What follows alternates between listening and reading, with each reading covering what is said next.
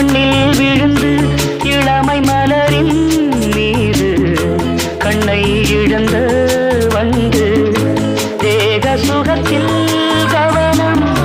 காட்டு வழியில் பயணம் கங்கை நதிக்கு மண்ணில் அணையா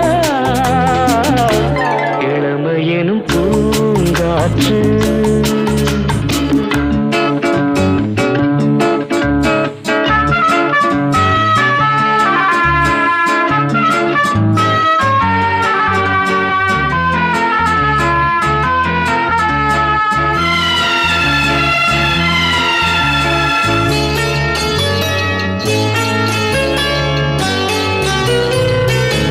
அங்கம் முழுதும் பொங்கும்